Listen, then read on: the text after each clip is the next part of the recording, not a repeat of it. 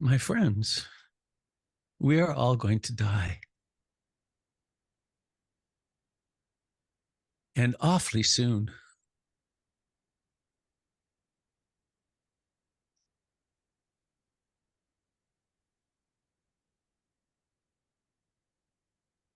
I don't have a I don't have a terminal diagnosis except birth, but I'm 76. I was talking with my wife Jennifer the other day. We're getting back into couples therapy, which is really good. Actually, I was talking with her and the therapist, and I said, we have a good life together. We're kind.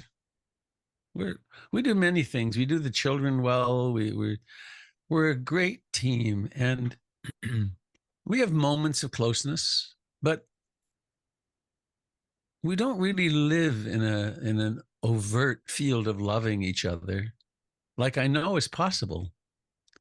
And it's because of our neurotic conditioning, right? It's because of how we've been conditioned, and the forces of greed, hatred, and ignorance. And I said to them, I'm going to die. I don't know how long. Jennifer's 17 years younger than me. Jen will likely have significant time when I'm gone. But why don't we use the time that we're here to really love each other? And I would say that with you and me also in this moment. There's some miles between us, but it's utterly absurd that we don't do whatever the work is necessary to be with our loved ones in very intimate, close ways. Because you remember that incredible Shakespeare poem, "All the world's a stage and all the men and women are merely players. They have their exits and their entrances, and one person in their time plays many parts." That's true. We're here on the stage of our life, and any one of us could walk off the stage or fall off the stage in any second. Speaking of which, there's a book, what's it called? The Year of Magical Thinking, I think it's called. I forget her name. Famous actress or writer, Joan Didion. Now that's a book really worth reading, because in fact you can listen to it on Audible. She's sitting at the dinner table, and her husband, another famous person, simply dies in front of her.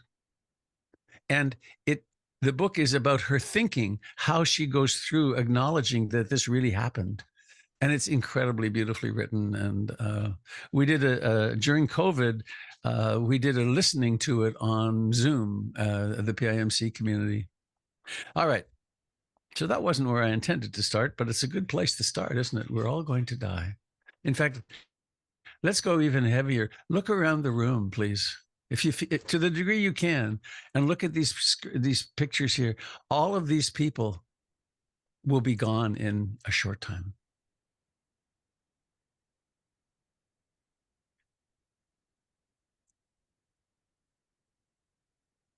Does that provoke any feeling in you? One thing, it could provoke fear, of course, but it might also provoke compassion. And the Buddha said, I'm going to read this. This is funny. I use an app on my iPhone, my iPad to write on. It's called, doesn't matter. It's called Notable. And when I was trying to write something for if I'm asked, as I was asked to talk about compassion, what should I say? And so I was sitting here with my iPad and my stylus, and I wrote a poem, sort of. And then today I wanted to have it available, and so I printed it. And look at what the printer did.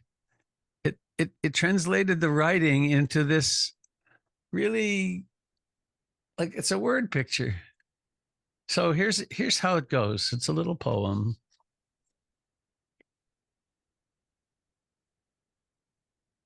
When I dare to stop and put aside the busy clutching to pleasure or avoiding pain, I discover the ubiquitous dukkha. Ubiquitous is my most favorite English word. It's so cool, isn't it? I discover the ubiquitous dukkha, first mine, then yours. As I awaken to it in my heart, my heart breaks. The suffering is neither random nor a mistake. It is my human birthright. Now slower, still, I can see you in your dukkha, and my heart breaks again. It breaks open, loving and compassionate. The Buddha said that compassion is the trembling of the Buddha said compassion is the natural trembling of the sensitive heart when faced with suffering. With love, Robert. Dukkha. Dare we wake up to how much we're suffering. And I want to try to share a little video with you, and I hope it'll work. Music now should be. No? Oh, let's just watch it. Okay. Can you see it? Yes. It doesn't need the music.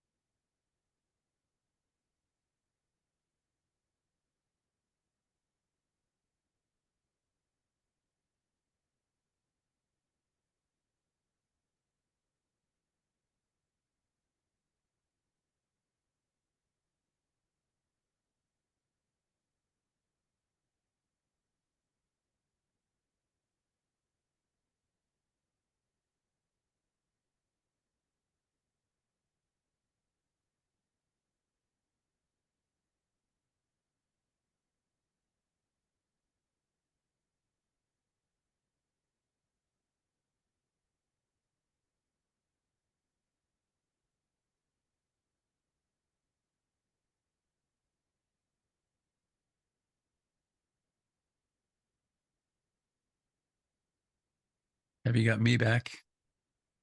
Yes, we do. Mm-hmm. Well, that's quite different without the music, but the message is there pretty clearly, isn't it? I think it was very impactful without the music. Yeah. So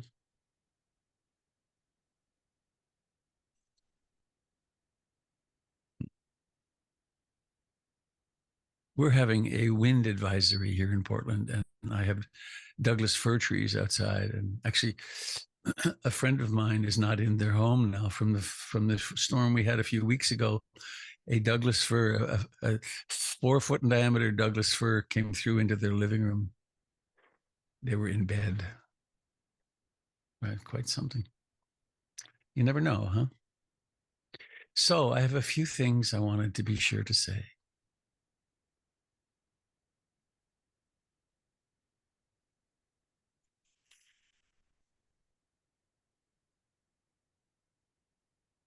We are so fortunate. I'm going to do this actually. I wish the screen sharing thing worked better, because it's so interruptive if it doesn't. Well, there's a little piece of show and tell here that I want to do, and I'm going to do it with my iPad, because then it will be, I can tell whether it's working. So suffering is ubiquitous. I mean, it really is natural for us, and it starts early. And I just want to show you this little thing here. This is my granddaughter, Juniper. And it's an 8-second video that I took of her in full bore screaming rage last night. Something was happening. I was there with my friend Larry, who's also a very skilled parent and grandparent. And she just screamed, and they warned us, around 8 o'clock, she'll start screaming.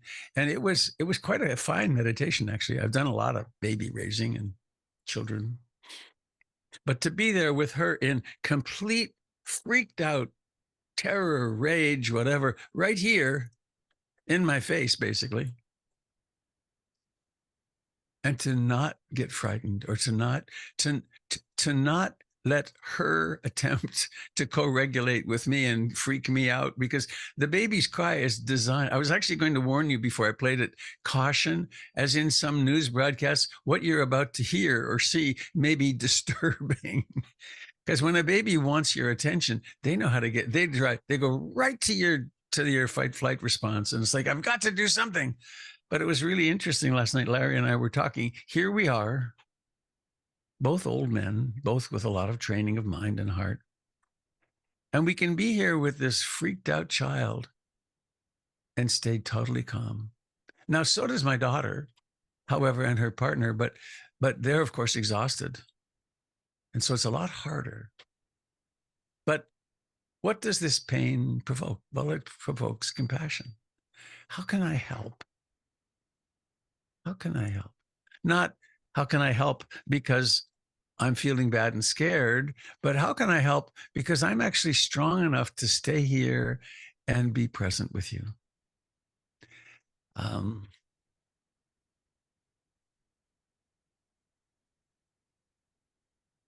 So I had a couple of poems I wanted to share. Let me see if this is a beauty. Yeah. Is that the one? Yeah, I think it is. So I have my drum here, or I had it. Where'd it go? Here it is. I have this lovely, it's called a tar. It's a Middle Eastern drum. And it sounds like this.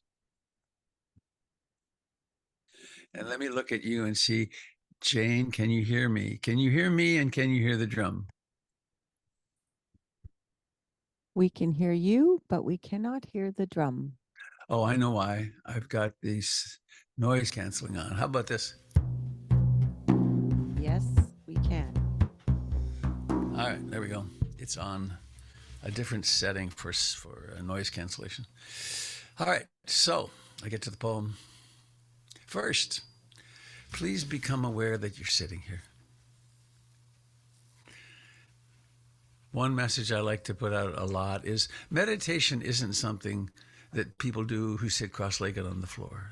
It's a lovely spiritual affectation to sit cross-legged on the floor because it comes from Asia, but you can sit in a chair just as effectively. I spent 1 week in Burma a long time ago with an great old master, Taungpulu Sayadaw. And he and his monks sat in sling-back chairs, the most uncomfortable things. And they also took the Dhutanga vows, as they're called, and they also never lay down. So they spent their lives in these horrid sling-back chairs. I was there 7 nights, and I shared my room with his second in charge. And on the last night, I just said, I can't do it. An expletive emerged, and I couldn't do it, and I lay down under my chair. It's like, I can't do this anymore. I'd relived every long bus trip across Iraq or Afghanistan, and it's like, I can't do it. So please sit comfortably upright and become aware of your clothing where it touches your body. Notice that you're alive. Awareness and life, awareness and sensation. And you can do that anywhere you are. Driving the car, changing the diaper, chopping the carrots, talking on the phone. You can always meditate. You can become a person who meditates all the time. It doesn't mean you'll be aware all the time, but you'll be swinging back into awake, asleep, awake in the trance, awake in the trance. So here's that little poem. I'll just do it once for time's sake. I tend to like to do poems twice, but this is from Kathy Kelly from Massachusetts in The Sun magazine. I found it in February 2005.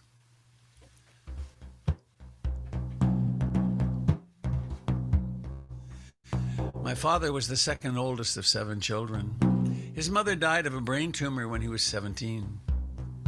His father, a violent alcoholic who had beaten his wife, promptly abandoned the children. The younger ones were placed in foster care or in the Catholic home for working boys. My dad kept track of them all, hoping to bring them together under one roof someday. He never did. My grandfather held an inexplicable grudge against my father. He would mail Dad postcards from seaports around the world that read, "Dear Jim, I'm alive, no thanks to you." Toward the end of his life, my grandfather lived on the streets in New York City. My dad paid the owner of a flop house my grandfather frequented to make sure his father always had a meal and a bed. My grandfather died in that flop house of tuberculosis sometime in the 30s. My father did not tell me these stories until I had kids of my own. By then I was mad at my dad because his own drinking had made our home a scary place for me as a child. I was mad at my mom because she'd been so passive, hardly ever getting out of bed. I was mad at my brother for leaving home and never looking back. I was mad at my sister for being everyone's favorite. I felt the world owed me one big apology. My mom had plenty of time to apologize as she lay dying, but she didn't. My dad didn't apologize for his drinking, but he did get sober. That was apology enough for me. It was such a pleasure to listen to him hum a tune as he stood on a ladder in my house, making electrical repairs for me and the kids. I am older now and have learned what a mistake it is to wait around for people to apologize. A wise person once said, holding on to anger is like eating rat poison and expecting the rat to die. No longer do I look down on people who offend me, extending forgiveness from my lofty perch. I understand now how limited we all are by circumstances, time, place, history, and luck. We humans are a frail lot. Compassion seems to be the only thing that saves us.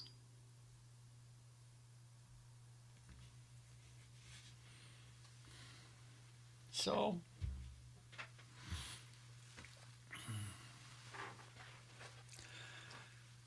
I imagine many or most of you are familiar with the Buddhist teachings on the Brahmavihāras. Please raise your hand if you're familiar with them.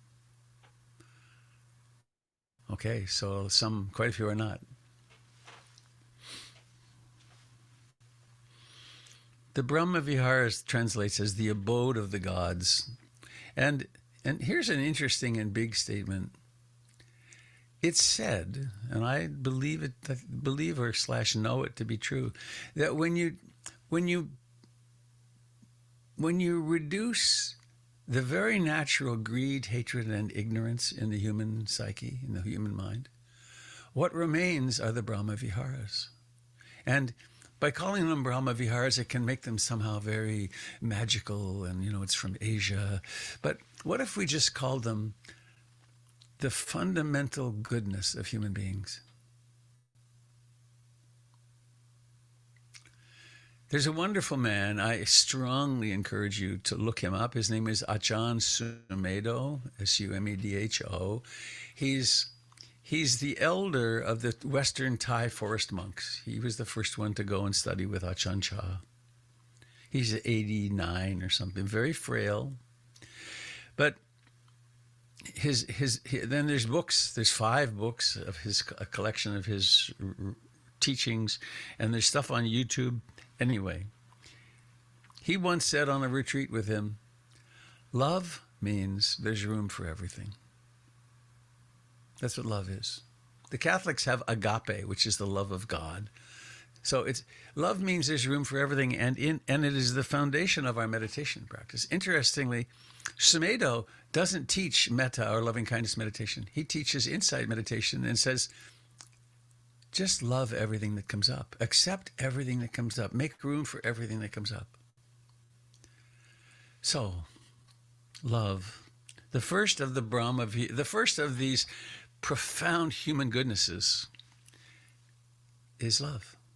And what do we all want? That's what I want. I want to feel loving and accepting, and I want to be loving and accepting both. And this is a lovely, I don't know, it's like the physics of the human mind in a way. It's the law, it's the Dharma. When love encounters suffering, it converts into compassion. It's like, oh, you're hurting. There were Larry and I last night with this little girl who's teething. There we were. And she did the universal cry for help. And she didn't accuse us of anything. She just said, I'm hurting, I'm hurting, I'm hurting. And she helped motivate us that the focus of our lives then for the next hour or two was, how do we help this little girl? Right? Our needs are pretty well taken care of. I got Thai food to bribe him to come over. And so somebody else's needs come first. In that case, somebody else's needs come first. What can I do to comfort her? So compassion becomes merciful action. And of course, compassion it's not limited to others. It's profoundly limited to, it's profoundly, there's someone in your waiting room. It's profoundly possible to also have compassion for ourselves. And how do we do that? Well, we stay present long enough to notice, I'm hurting. I'm hurting. And I can pay attention to that hurting. I can just let it be what it is, maybe, or I can do what I need to release it. But I'm hurting, and I'm not going to criticize myself or hate myself. There is in the room where you are at least a handful of people who are pretty depressed. There's others who have anxiety disorders. There's people who knows, there's probably quite possibly someone in that group who has a terminal diagnosis or is living with someone who does. And it's with us all, like in that hospital image, it's with us all the time. And if we dare to acknowledge what's going on, all of a sudden we have compassion. One of the things that I introduced to my retreats years ago was that once every second day or so, we pass the talking stick, and each person gets a couple of minutes to speak truth from the heart. And it's so revelatory because, you know, especially on early retreats, you're sitting there meditating and everyone else looks so calm and they've got their life together and so on. And then you start hearing that, well, today I'm in despair. Or today I'm in joy. Today the mind is so quiet, it's like a calm lake. Oh, and then tomorrow it's like this. Because we're all, I mean, it isn't by accident that the Buddha's first teaching was there's dukkha. Right? And the question he would ask people apparently is, when they came, is, how are you suffering? How are you suffering? And people can come, you know how it is when I want to talk about this and talk about that, and they drive you crazy with all this superficial talk. And then if you ask, how are you suffering? What's going on? If they'll dare, you'll discover, well, they're hurting. So, love, metta, compassion, karuna, and then an interesting one, upekkhā, which is taking delight in the happiness of others, in the success of oneself or others. And it's the antidote for jealousy. You know, someone comes to you and they're really ebullient and they're happy and they're having an experience you'd really like to be having. Well, we have some choice about what we do with that. And first we may feel the envy and whatever, but then we can intentionally do this alchemical thing where their happiness is a trigger for ours. And so we start being delighted. And the saying goes, may this person's happiness and success or whatever grow and continue for as long as possible.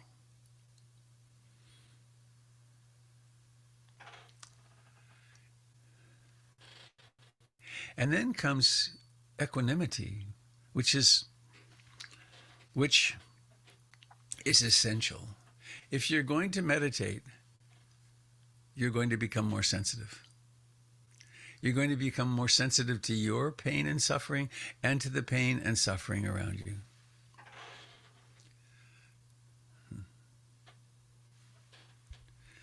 I just want to plant a little idea here. My daughter and son-in-law, really, they see me. They get me. And for Christmas, they gave me 24 gallon baggies, which each one has a $10 bill and a meal in a box, one of those concentrated, it's like Ensure sort of, a power bar or two couple of power bars, a nice little piece of chocolate, and 2 or 3 other things, and a printout of Mary Oliver's poem, Wild Geese, right?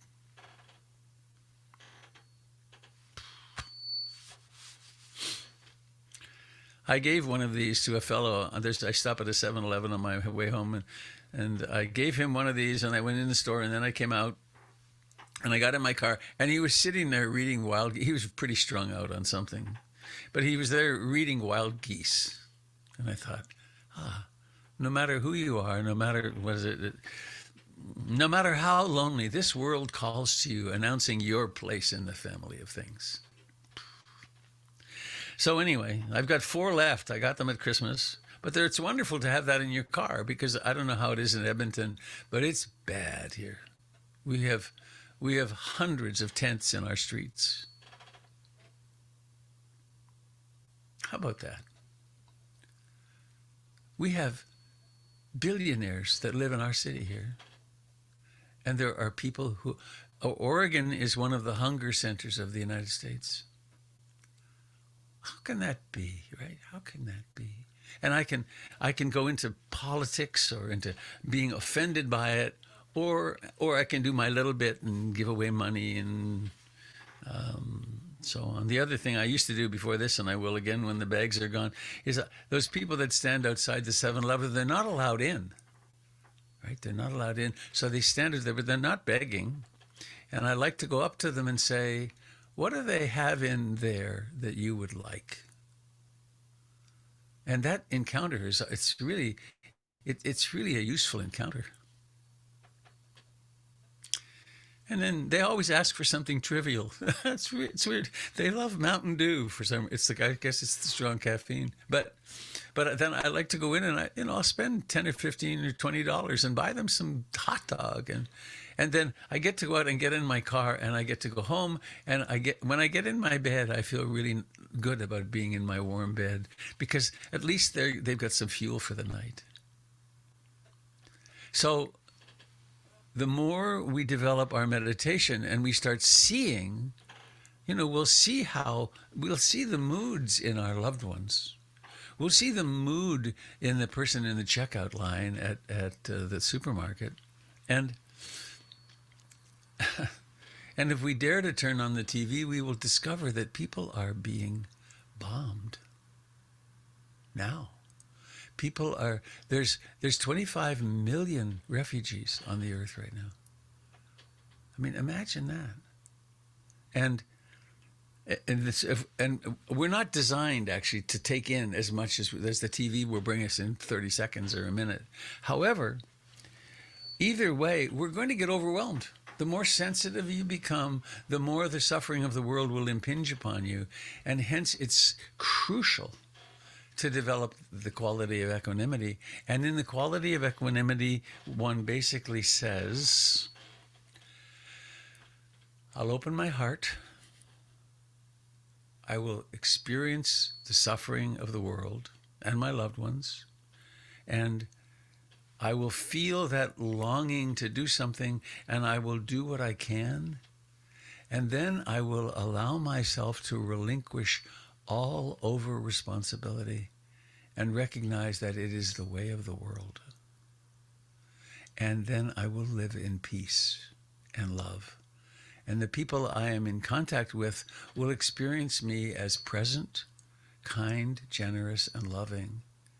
And I'm not always, when the mind goes off to the catastrophe down the street, I will bring it back, and I will be here with the person that I'm with, where I have influence. So love, compassion, sympathetic joy, and equanimity. There's a beautiful book about that by Sharon Salzberg called Loving Kindness. I highly recommend it. So, let's see if there's a question or comment, because otherwise I wind up just talking at you.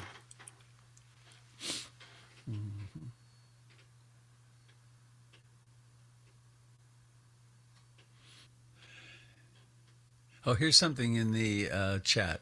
I find the more I practice meditation, the more sensitive I am about others' suffering. You betcha. Yes, that's why equanimity is so critical.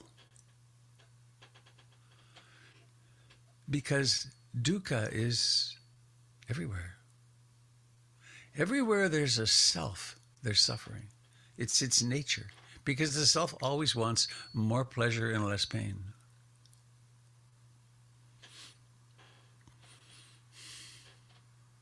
Now, I want to introduce a special kind of meditation that we do a lot where I teach, and that is, I have just invited anyone to speak. You could experience that in many different ways. It could be, oh no, someone needs to talk. The silence isn't okay, and maybe it's me, but what I have to share really isn't that relevant. And my father shamed me terribly when I was a kid, and I'm not, I really am not allowed to speak in groups. We can also just sit and enjoy the pregnancy of the silence, the possibility of the silence. Sometimes we have 15-minute silences in such invitations, though that would be a bit long when we have an hour and 10 minutes total. Here's something in the, it's funny that you mentioned Ajahn Sumedho, because I recently bought his book, Teachings of a Buddhist Monk. Great. What are your definitions of sympathy, empathy, and compassion?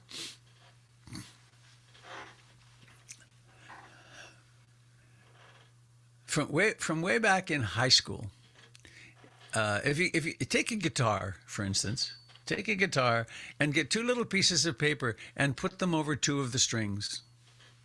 And then let's say, well, I won't put them over two other strings. And if you tighten one of the strings until it's vibrating at the same frequency at the one beside it, it will go into sympathetic vibration, and the little paper will jump off. So sympathy is what, this is the way I define it. That when let's say when someone is with me and they're very sad, and I go to their vibratory frequency and I too get very sad, and maybe it reminds me of something I'm sad about, and then both of us are crying, and it's, you know, it's kind of a, well, it doesn't help anybody. I understand empathy to be the action actually of feeling and knowing where the other person is, and somehow acknowledging that. And I'm thinking of Marshall Rosenberg here, nonviolent communication. To, are you feeling sad? Or it looks like you're feeling sad, or you're happy, and so we close the loop.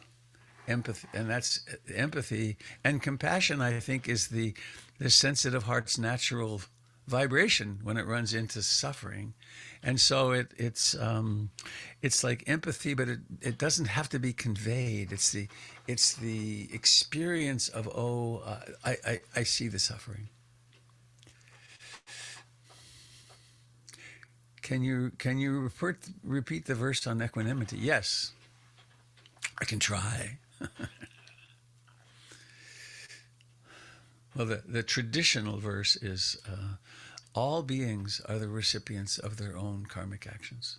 Not by my wishing or fantasizing do people have their experience. They all have their own experience. And it's not my job to fix them. Maybe I can help sometimes a little bit. But around me and around the world, well, in couples, it's so difficult and useful to be able to allow the partner to have their own experience. And sometimes their experience is being depressed for a long time. Or sometimes their experience is the sadness of an empty nest, or maybe they're sick in some way. And I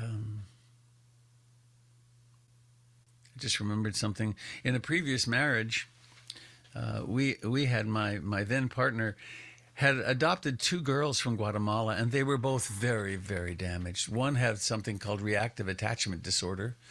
We discovered she had that when she was throwing the cat against the wall, and she just didn't have any empathy. And she unfortunately turned out, I don't know, she may be dead now, but she became a meth addict and was in and out of jail all the time. However, I'm saying that? We Nancy and I went into couples therapy, and one of the things that the therapist said to us, but particularly to her, that Robert is doing his best to be empathic with what's going on with you, but what's happening with you is really overwhelming to you and to him. And so my recommendation is that you have 20 minutes a day when Robert listens to you really deeply and feeds it back. But for the rest of the 20 minutes, for the rest of the day, don't talk to Robert about your anguish about these girls.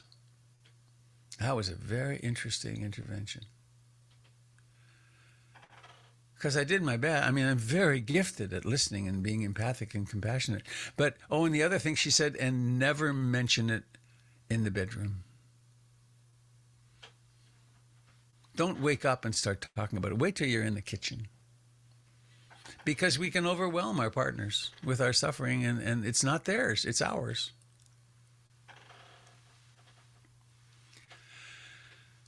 I just found myself hurrying. Do you ever notice that in yourself? You're hurrying. I've got to get this said, because what if I don't get it finished? And why don't I just, in fact, let's all take a big deep breath. Oh, goodness. And then all of a sudden I notice, the wind's blowing in the trees. The natural world exists. It's not just what's going on in my head. Okay, here we go. Wild geese. You do not have to be good. You do not have to walk on your knees for 100 miles through the desert repenting. You only have to let the soft animal of your body love what it loves. Tell me about despair, yours, and I will tell you mine. Meanwhile, the world goes on. Meanwhile, the sun and the clear pebbles of the rain are moving across the landscapes, over the prairies and the deep trees, the mountains and the rivers. Meanwhile, the wild geese, high in the clean blue air, are heading home again. Whoever you are, no matter how lonely, this world offers itself to your imagination, calls to you like the wild geese, harsh and exciting, over and over announcing your place in the family of things. Meanwhile, the sun and the clear pebbles of the rain are moving across the landscapes, over the prairies and the deep trees, the mountains and the rivers. Meanwhile, the wild geese, high in the clean blue air, are heading home again.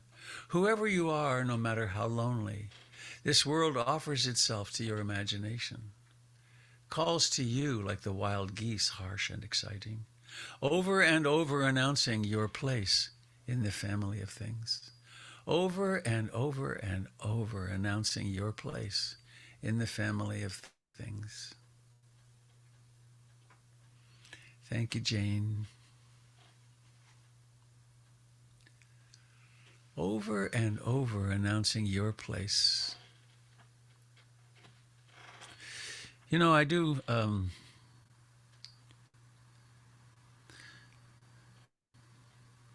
the last 45 years of my life have been creating a synthesis of Western psychotherapy and Buddhist training, mind training. And one of the things that I like to do is I do quite creative guided meditations.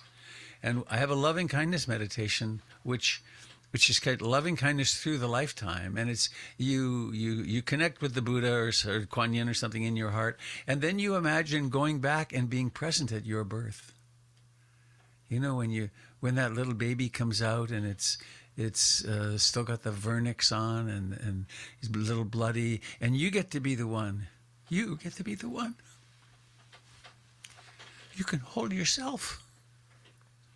You can hold yourself on your bare chest. And you can be there that time when you were 3 years old and your father died or your dog died or whatever's happened. And you've had a lot of trauma in your life. Everybody does. Look at that little baby. Larry's really, well, anyway, he's trained in developmental issues, and the agony that baby was in, that's in all of us, right? There she is, she's in this suffering, something's hurting her or something, and she has no cognitive capacity to separate from it. She is just suffering.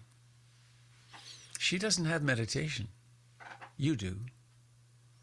And you're incredibly fortunate with it. So anyway, I do a bunch of meditations like that, and they're all available on my website at robertbeatty.com. If you go and look for guided meditations, I have a favorite, actually, I've been doing these days, and I believe it's up there. I've got a bunch to upload still. There's one I like to call it, it's like the most bizarre story you've ever heard. And I'll do it in 2 minutes. You ready? Buckle up. There was nothing. And then there was something smaller than the head of a pin. And it blew up. It became the Big Bang, or the Great Flash. Out of nothing came everything. Hundreds of millions of galaxies. And in these galaxies, civilizations grew and disappeared, and galaxies collided with galaxies. And here we are 14.2 billion years later, and everything here on the earth comes from that flash. And then we wonder, why is everything changing? Because everything is change. And then we cut to the really weird part. A man and a woman came together in a very strange fashion. And a sperm from the tip of the cervix to where fertilization took place, a sperm, a whole bunch of them, swam a distance relatively to their size greater than a human swimming the English Channel. These are determined sperm. But that's just a detail. And then fertilization happened, and then lo and behold, you were born. Where the hell did you come from? Right? And your story begins there, and then your story goes on, and your parents, you had food or you didn't, and your parents got along or they didn't, and you were abused or you were not, or you were neglected or you were not, and then you learned to walk and you went to school and there were bullies or not, and then maybe you graduated and maybe you didn't, maybe you got married and had a child, maybe there was a divorce, and then you get to be who you are today. And you've got your story, and you've got your problems. And life is hard, and maybe your body's crapping out on you in some ways. And then the story goes on, and then maybe you get to grow up and be old. And maybe you're lying in a hospital bed and you get to have a nice goodbye with people, or maybe you go out in a car crash. And then, poof, you're gone. What the hell was that? What's going on here? Where did you come from? What's your purpose? How come you're not loving all the time? What about that? What about those unresolved traumas that you have? So that's the story, and I do it with the drum, and it takes about 25 minutes. And please help yourself to those. They're very useful meditations. Kind of got on a roll there. I love doing that. It is bizarre, though, isn't it? I mean, every single person here got born either through a childbirth, through the vaginal canal, or through a C-section. That's a very strange way to enter the world, I think.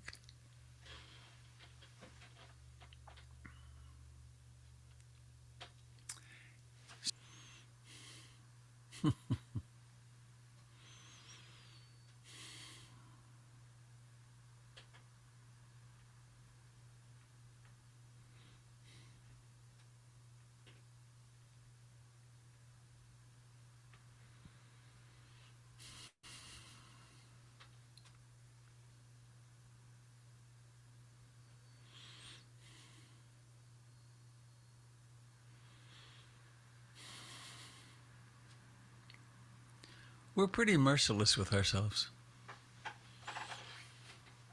You know, I have a favorite cartoon, a Far Side cartoon. It's the male god character with the long hair and the robes, and he's taking the earth out of the oven and saying, "Dang, it's only half baked." And we're only half baked. We're very unfinished. We have so much. Another favorite book is Why Good People Do Bad Things, James Hollis. The first line of that book is, "The eye that I know does not know enough to know that it does not know enough. The eye that I know does not know enough to know that it does not know enough." And then it goes on to talk, the next few pages, to talk about the foundation, the fundamentals of Jungian psychology. And it says this, something like this: "The conscious ego is a fragile island floating on a vast sea of unconsciousness we can call the psyche. There exist within the psyche autonomous complexes that can and do take over the ego." And I would point that out by saying, you don't need to bother doing it. Well, why don't you go ahead and do it? Please raise your hand if you have any addictions or compulsions that you know you would be much better without, that you act out on all the time. Look around the room. Why don't you stop? Right? You know you'd be better without them? Well, because they're not you. They're other parts of you, and they're autonomous. And so we have these images of, I should be this, I should be that. I had a very brief encounter with Jennifer this morning where I got triggered, and I went back to the bedroom, and there's this rupture between us. And I came out a few minutes later and said, "God, I'm sorry. That's that thing that I do." But then, when something like that happens, and when we're not perfect, then we've been trained, or we have this foolish habit, is that then we criticize ourselves. There's something wrong with you. I mean, as opposed to saying, "Well, that sucked. That's a part of you that really isn't very mature, isn't it? And don't you think that part of you needs love?" Right? How about loving the parts of you that are really unfinished? The parts that are really neurotic, the parts that arise because of the lacks from your childhood. The parts that are a direct transmission through the generations down to you through your parents. And that's where there's an incredibly powerful teaching. I use this certainly every retreat. I use it myself all the time.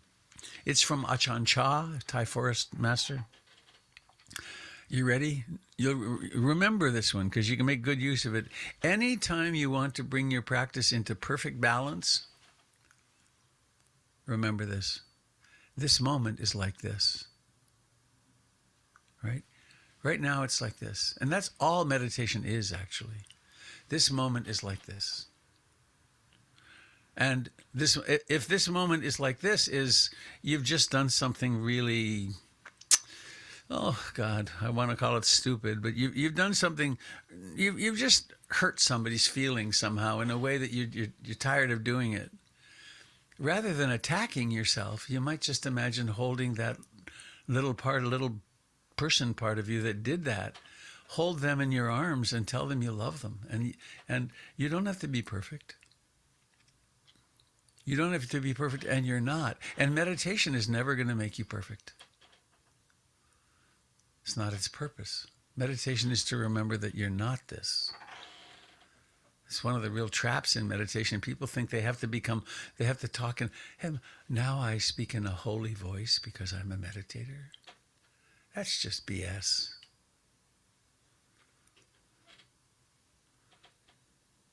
How's that? Does that help, Al?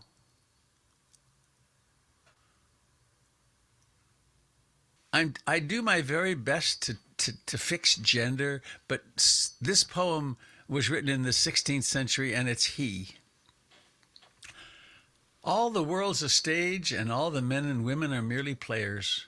They have their exits and their entrances, and one man in his time plays many parts, his acts being 7 ages. At first the infant, mewling and puking in the nurse's arms, and then the whining schoolboy with his satchel and shining morning face creeping like snail unwillingly to school, and then the lover sighing like furnace with a woeful ballad made to his mistress's eyebrow. Then a soldier full of strange oaths and bearded like the pard, jealous in honor, sudden and quick in quarrel, seeking the bubble reputation even in the cannon's mouth. And then the justice in fair round belly with good capon lined, with eyes severe and beard of formal cut, full of wise saws and modern instances. And so he plays his part. The 6th age shifts into the lean and slippered pantaloon with spectacles on nose and pouch on side. His youthful hose well saved, a world too wide for his shrunk shank, and his big manly voice turning again toward childish treble, pipes and whistles in his sound. Last scene of all that ends this strange eventful history is second childishness and mere oblivion. Sans teeth, sans eyes, sans taste, sans everything. That man was plugged in.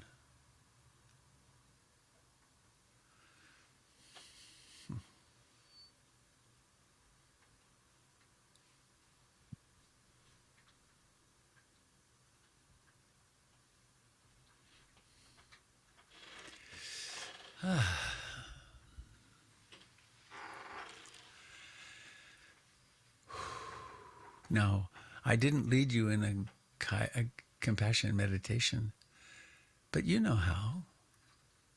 Come home, use your breath to kind of center you and get a little, and then think about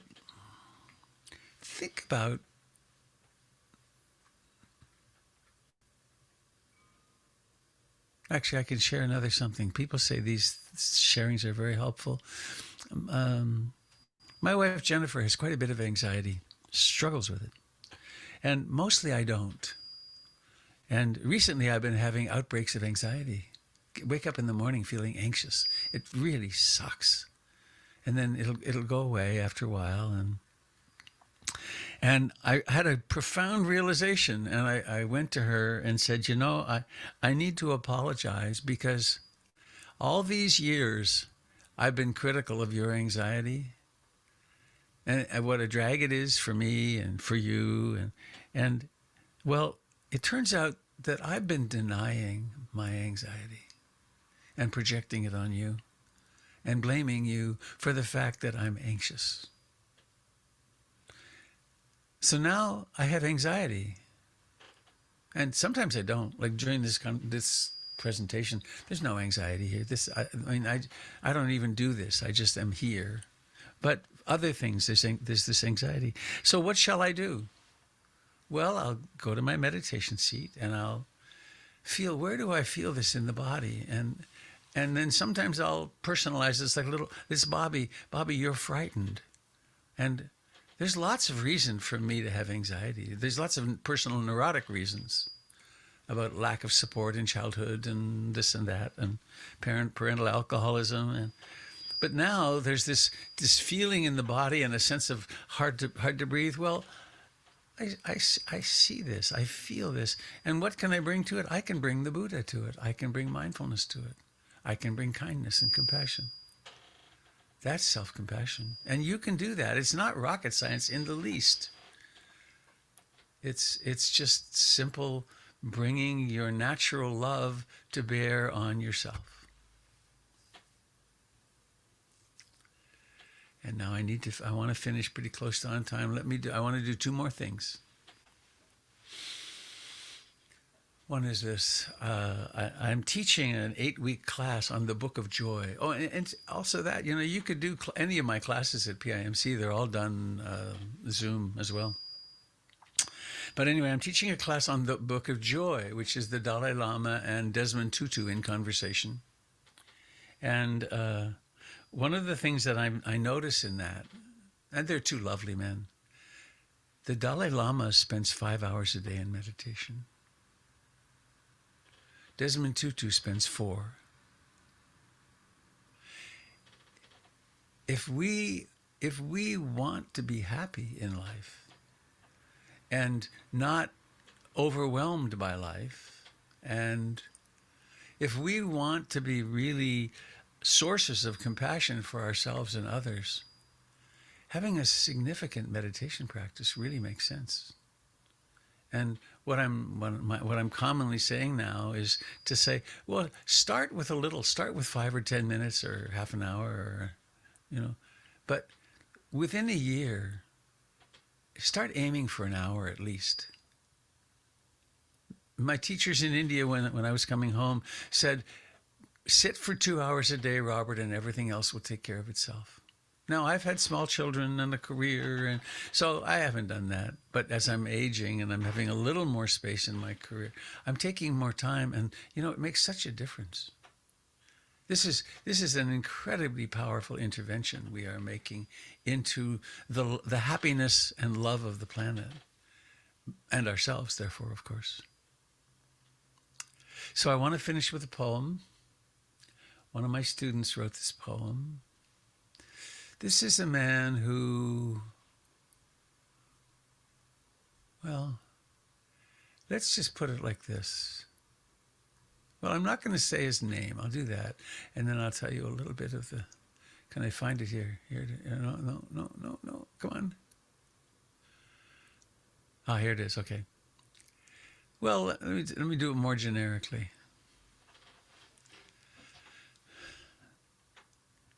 Having children is so much more than, hi, honey, let's make a baby. Because then sometimes life with babies is really hard, of course. And then sometimes they get to be grown-ups. And it turns out that they have severe mental illness, or they have addiction, or they act out badly and wind up in prison, and then it's so hard to... life is so hard because you want to spare them from this. And of course, then we all have our own things like diagnoses and so on. So this is a poem about self-love. And I will put it in the chat. I think it's short enough that I could do that. And I'm going to put it in without the author just because of what I said. You must know. You must know I love you. This is a statement to yourself. You must know I love you, all your glory and wonder, and you must know I forgive you, all your failures, slights, insufficiencies. You are simply you, one in all the infinite. That's enough. And yes, I am talking to you. You who are holding this pen. You who are shaping the words across this page. Do you hear me? Do you hear? There are 1,000 people to love and forgive, and they might as well be ghosts, tendrils of a salty wind, echoes of the call of a bird long gone. If it is not you, who I first love and forgive. So stop writing, stop reading now, and hear what I'm saying, and then see the 10,000 more. You must know I love you, all your glory and wonder. All you must know, and you must know I forgive you, all your failures, slights, insufficiencies. You are simply you, one in all the infinite, and that's enough. And yes, I'm talking to you, you who are holding this pen, you who are shaping the words across this page. Do you hear me? Do you hear? There are 1,000 people who love and forgive, and they might as well be ghosts, tendrils of a salty wind, echoes of the call of a bird long gone. If it is not you who I first love and forgive. So stop writing, stop reading now, and hear what I'm saying, and then see the 10,000 more.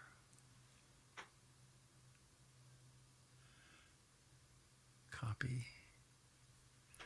So, let me just do this in the chat while I'm paste. There you go. So, my friends, I think it's time for me to turn into a pumpkin. Thank you for being here. I would, yeah. Most Sundays I teach on Sunday mornings at 10 o'clock in Portland, so you could also join us online. I hope you have a wonderful life. Oh, thank you for the camera shift. That's great. Oh, look how many of you there are. Wow, it's a big place. All right, keep at it, folks, and be imperfect and love ourselves. Let's do that. Let's make a vow. I vow to be imperfect and to love myself. There we go. Bye-bye.